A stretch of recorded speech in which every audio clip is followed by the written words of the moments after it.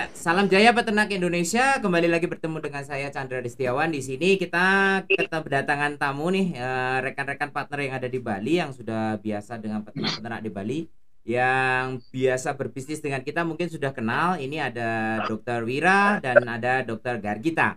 Nah, hari ini kita akan mendiskusikan topik yang memang sekarang ini sedang menjadi kekhawatiran dari rekan-rekan peternak ya.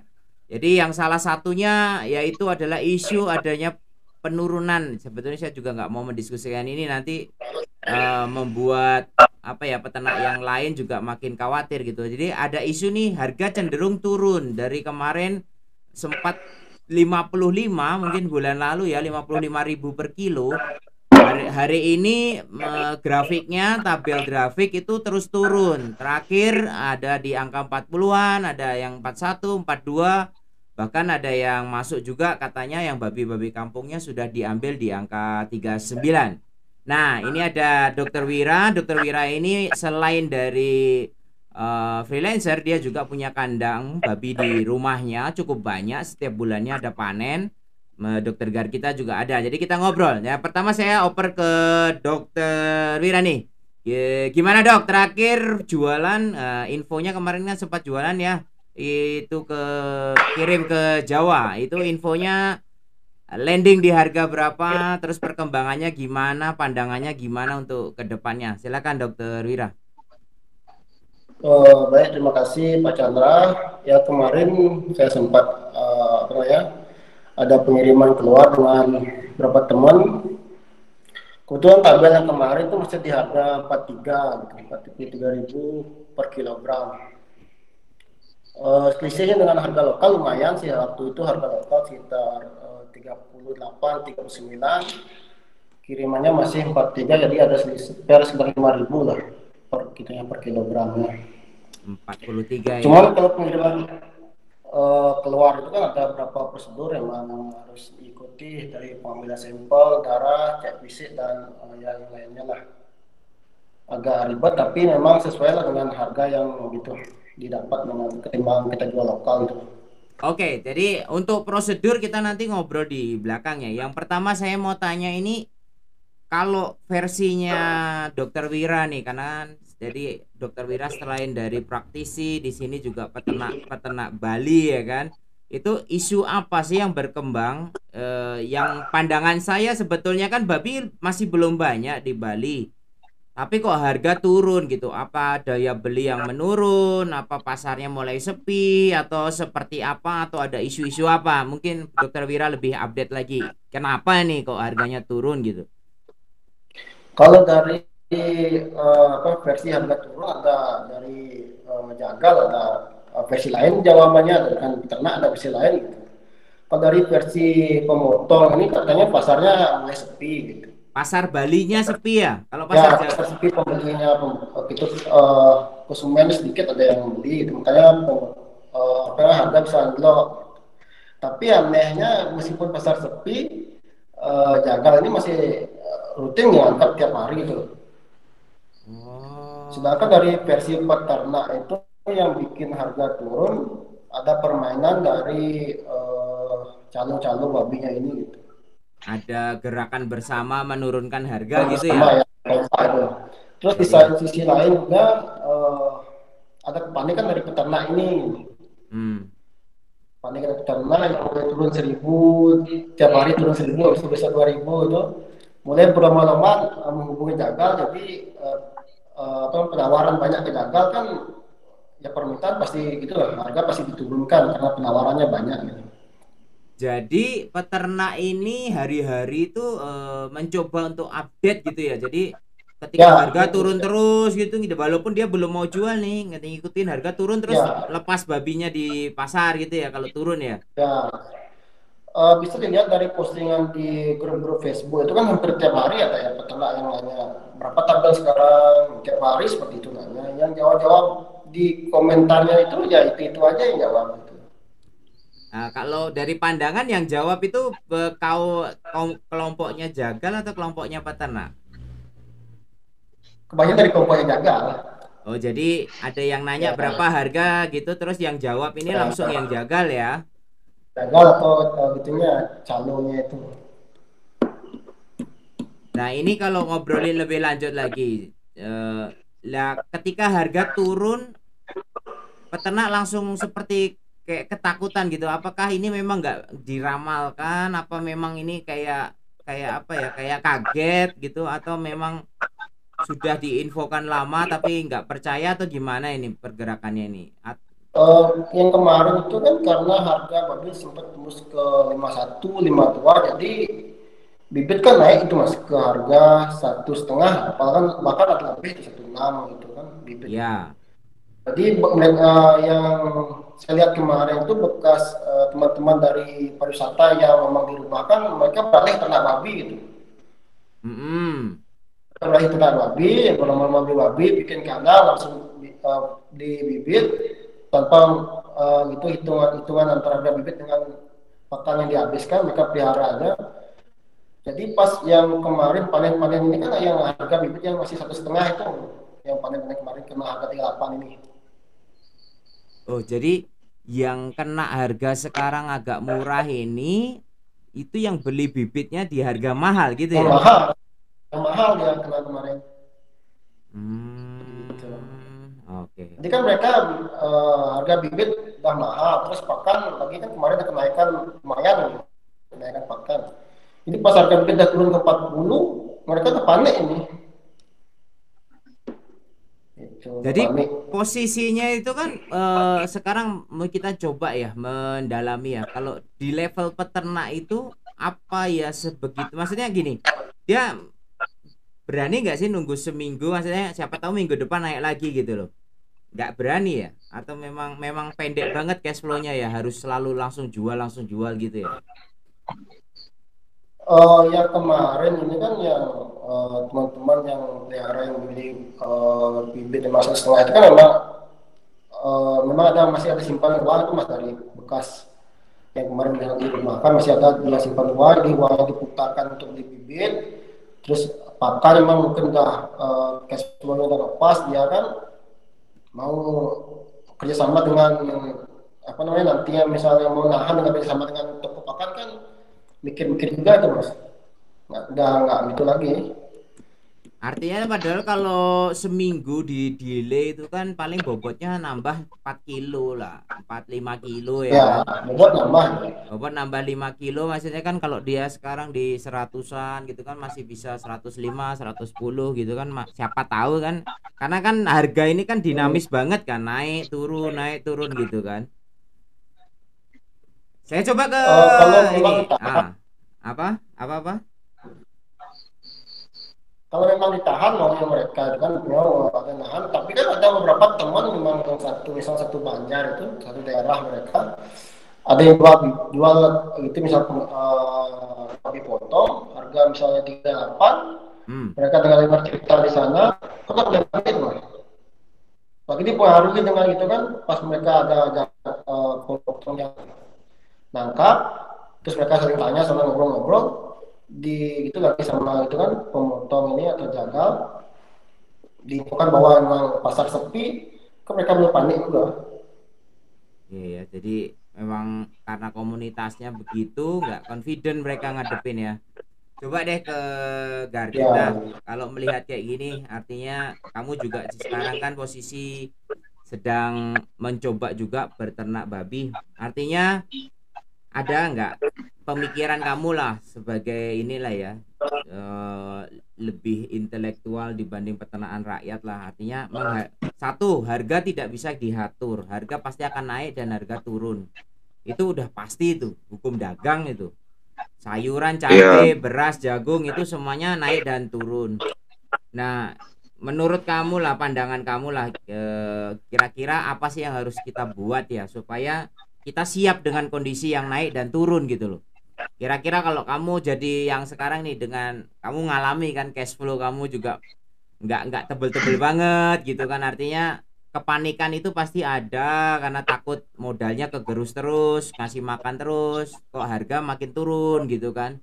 Nah itu kira-kira kalau ini gimana ya, satu solusi atau strategi atau gimana menurut kamu, ada nggak pandangan-pandangan lain?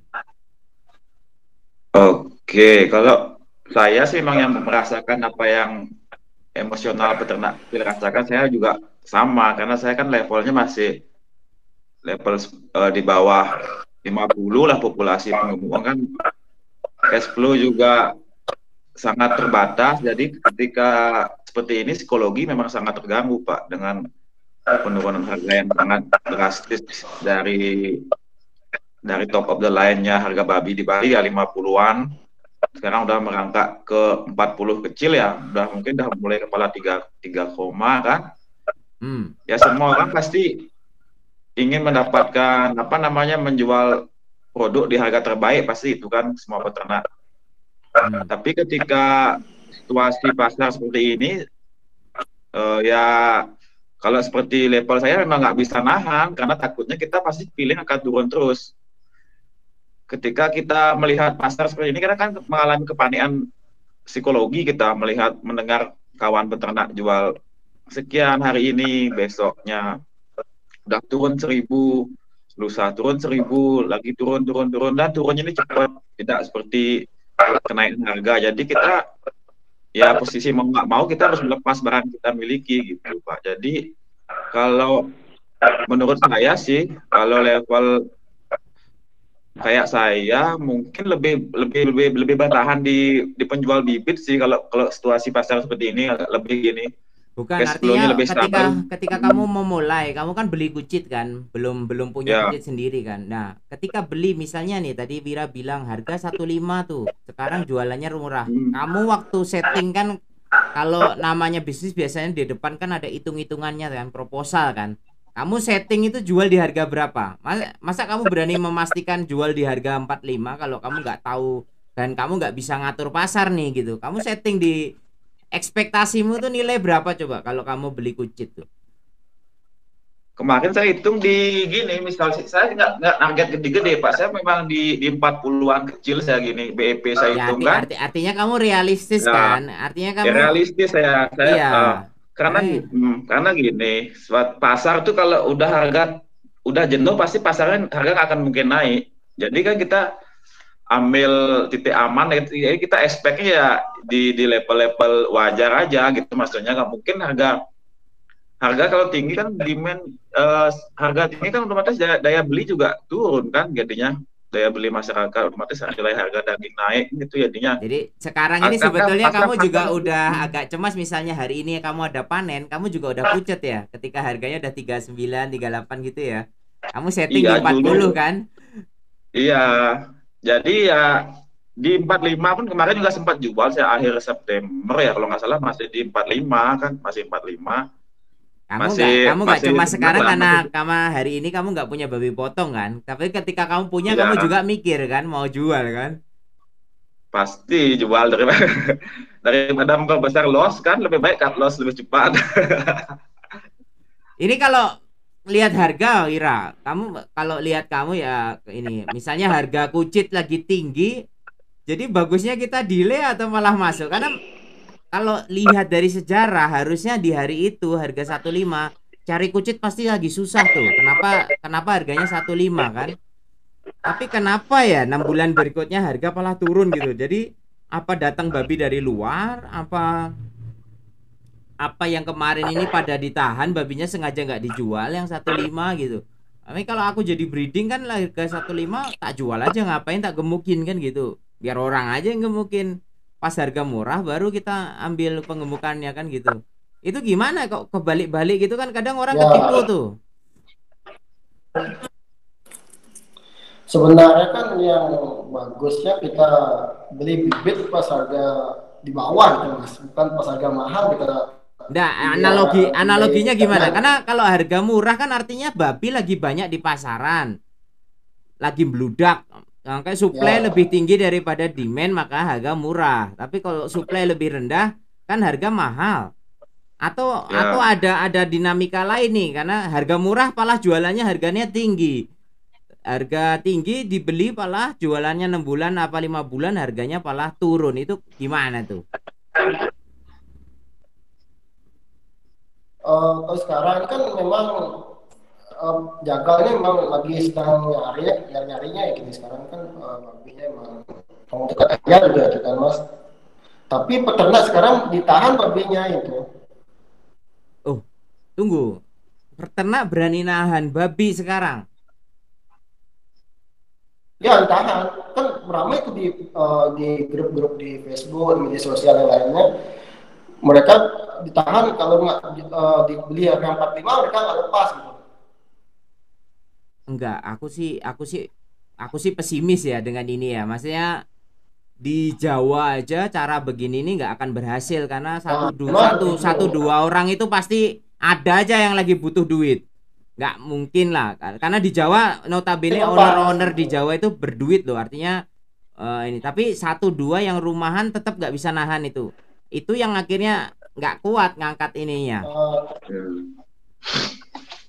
tapi yang saya lihat lagi itu mulai gitu bang, ada efeknya gitu kan. Dari kemarin 38 atau 39 sekarang udah mulai ada penawaran di harga 40 tuh. 40 ya. Ya sebetulnya itu Kemarin kan cara 38. kalau caranya saya tidak meragukan. Maksudnya Kak, benar kalau berani memang semua gitu, apalagi hampir 50%-nya orang nahan babi, pasti dong itu naik gitu. Tapi kan eh, pertama yang kritikannya adalah apa ya semua peternak kuat nahan. Ketika satu dua memang ada kebutuhan khusus, misalnya dia butuh kepepet untuk ngasih makan, butuh kepepet untuk anaknya berobat, sakit, sekolah dan lain sebagainya. Itu ada keperluan. Yang kedua, itu membuat hubungan dengan jagal itu akan tidak baik ke depannya. Artinya perlawanan lagi karena si jagalnya kayak dikerjain. Contoh dulu kayak di Jawa kan, nahan nahan nahan nahan. Nahan. Tapi peternak ini ada yang nahan, lupa sama bobotnya, tiba-tiba ngeluarin 120 kilo. Jadi waktu ditanya, lah kan kan jagalnya jadi tahu, kurang ajar lu, nipu gua, lu bilang nggak ada babi kemarin tanyain nggak ada babi karena sekarang kamu nggak punya duit ngeluarin 120 kilo, jadi kan ketahuan tipunya gitu. Nah itu membuat sama si jagal itu membuat hubungannya jadi memanas lah gitulah, kecuali bobotnya masih di 90-an semua, jadi memang betul beneran nggak mau ngeluarin, nahan. Tapi kalau ini nahan ya, nahan satu dua, misalnya seminggu kan nambah 5 kilo. Kalau dia punya udah ini kan jadi tiba-tiba disamperin jagal dia bilang kosong kosong. Nah, ketika nanti dia jual, kecuali dia jualnya sama jagal lain ya. Kalau jualnya sama jagal lain ceritanya selesai. Karena di Jawa ini kan nggak banyak nih jagal, jadi tahu lah itu bongkar kandang. Katanya kemarin nggak ada babi. Langsung ditelepon, lu gitu lu nggak friend lu, punya babi nggak ngasih gua gitu kan. Nah itu akan beresiko tuh ke depannya, nanti kalau nawarin babi dia juga, nah lah kemarin saya nyari babi kamu nggak ngasih, sekarang kamu nawar-nawarin kalau mau segini dah. Palah jadinya tawar menawarnya, jadi saya rasa loh serangan antara peternak dan jagal nih kok jadi nggak partner, kok jadinya malah kayak apa ya, kayak Tom and Jerry gitu kan, anjing dan kucing kejar-kejaran yang akhirnya bales-balesan gitu. Masa mau kayak gitu terus bro?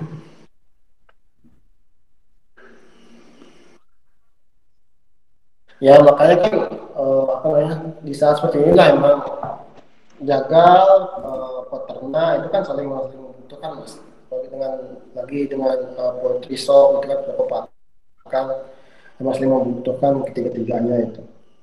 Jadi kayak yang pengalaman saya sendiri itu saya lihat kerjasama yang bagus dengan beberapa jagal gitu. Pas harga yang seperti yang kemarin harga memang lagi tinggi-tingginya harga 5152, saya beli keringanan gitu.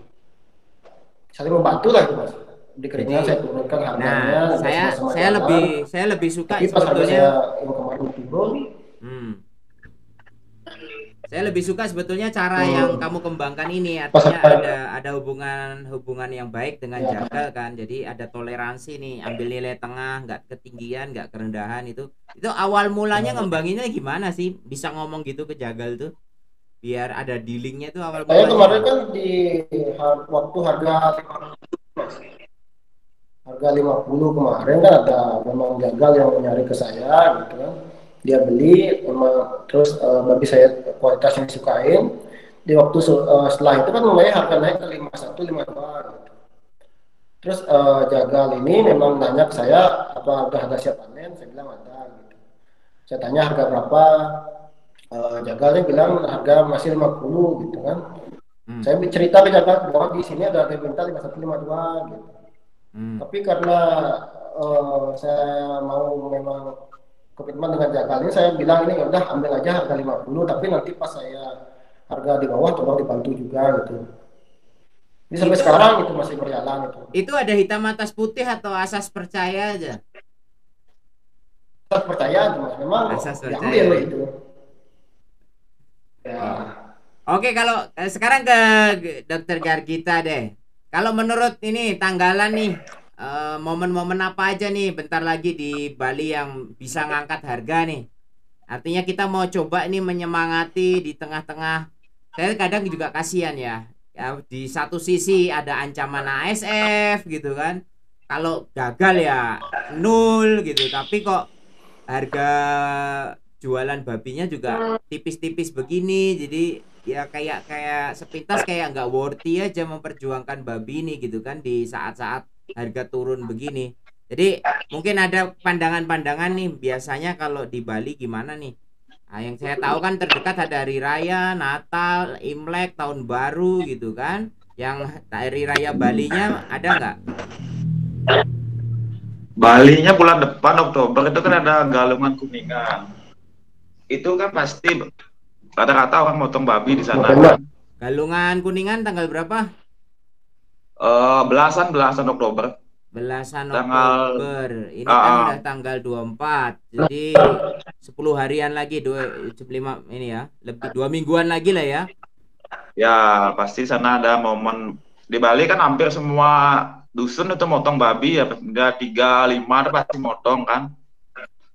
Apalagi sekarang udah kemarin banyak dijual babi peternak kan, otomatis agak susah. Di kampung saya itu nyari-nyari babi untuk bookingan 2 minggu ke depan, udah pada nyari kelompok-kelompok potong tuh kan.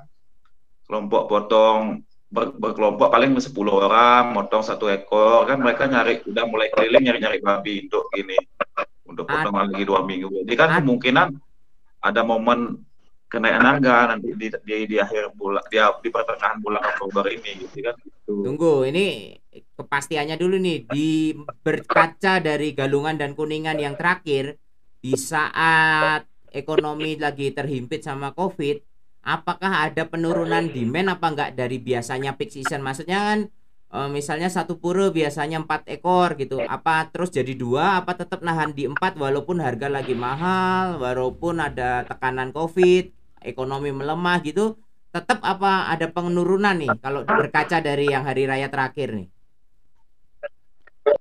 Kalau di saya masih tetap sih di gininya, di jumlahnya masih tetap, Nggak ada penurunan tapi ya? gininya diperbanyak, mereka di tim motongnya lebih banyak pesertanya, di misalnya dari 10 menambah mungkin jadi 12 15 orang gitu sekarang, untuk meringankan kemarin biaya pembelian hidup babi kan. Maksudnya Kalau maksudnya jumlah sih masih, maksudnya gimana? artinya kemarin kan biasanya dia satu bisa 10 orang gitu kan, karena kemarin harga babi cukup tinggi kan, jadinya kelompoknya jumlah orang motong itu bisa nambah jadi gitu, Oh, untuk meringankan jadi kan membeli babinya gitu. ada penurunan dari demand biasanya Kuningan kan? Yang biasanya Ya, 10 orang motong satu misalnya, sekarang jadinya 20 orang motong satu gitu kan? karena harga gini. Kemarin kan harga lagi tinggi itu waktu Galungan 6 bulan yang lalu. Kalau berkaca dari Galungan kemarin, Wira, harga gimana? Ada hari dekat-dekat Galungan kah, atau seminggu atau berapa hari gitu biasanya naik habis itu turun lagi atau gimana? Kalau kondisi normal mas, sebelum wabah ya Yang virus yang terdekat kemarin aja ini, lah, yang kemarin bulan 2 apa bulan 3 tuh kemarin tuh Galungan tuh, yang itu gimana tuh? Aku lupa tuh yang hari. kemarin ya yang kemarin sekitar bulan itu ada kenaikan sana mas, tumben itu nggak kemarin kemarin naik ya. Jadi ini bisa dibilang optimis lah, 2 minggu lagi akan ada kenaikan kan gitu. Tadi udah bilang naik kan, tadi dari 38-an naik lagi ke 40-an kan gitu, dari peternak nahan gitu kan. Jadi sebentar lagi naik Itu lagi lah. ya, Jadi kalau misalnya aku nggak tahu nih, misalnya ya kan ini mudah-mudahan. kok COVID COVID panjang ini kan apakah berdampak nggak ya ke galungan ini ke depan ini, apa tetap ini, apa tetap bikin harga naik atau memang biasa aja gitu loh. Kalau kamu gimana agar kita tuh lihat dari kondisinya. Jadi gini Pak, kalau di Bali itu babi mau nggak mau kita harus motong galungan kuningan itu, nggak bisa nggak gitu. Artinya ya demand pasti ada gitu Pak untuk galungan Dengan kuningan itu. harga dan kondisi ekonomi yang begini ya. Ya apapun situasi kondisinya di Bali kalau udah galung itu ya wajib gitu motong babi itu pasti, karena kita kan ada gini, babi itu di Bali kan selain hewan ternak juga hewan untuk upacara, jadi alat upacara yang nggak bisa digantikan sama daging lain, jadi harus babi gitu ya. Ya 1 kilo 2 kilo kita harus punya daging babi gitu untuk Ya. persembahan gitu. Ya pasti motong walaupun situasi COVID gini, kita ya usaha, kita patungan mungkin dari 1 kilo jadi 1/2 kilo atau mungkin 2 kilo jadi 1 kilo, yang penting ada gitu untuk melengkapi posisi itu. Artinya kalau ditarik kesimpulan yang sekarang punya hari ini nih, yang hari ini punya bobot 90 kiloan kan nggak perlu buru-buru menjual kan? Karena 2 minggu lagi harga pasti tinggi toh. Iya, tapi kan gini, itu kan kalau orang motong itu biasanya mereka ngambil peternak lokal Pak, dia nggak ngambil keluar, dia ngambil babi di areal terdekat mereka karena kan kendala transportasi. Maksudnya Jadi untuk kalau hari rayanya itu dia akan cari ya yang hari terdekat raya gitu. itu, ya. Oh jadi tunggu, aku mau nanya, di Bali itu ada pasar babi nggak sih? Maksudnya ketika mau jualan babi itu di kayak pasar hewan gitu ada nggak sih? Kurang tahu saya itu Pak. Kalau ada nggak Wira pasar babi gitu? Jadi kalau aku bodoh-bodohan lah, nggak kenal jagal gitu, embok-embok gitulah, bawa ke pasar gitu, ada nggak sih pasar hewan bentuk babi gitu?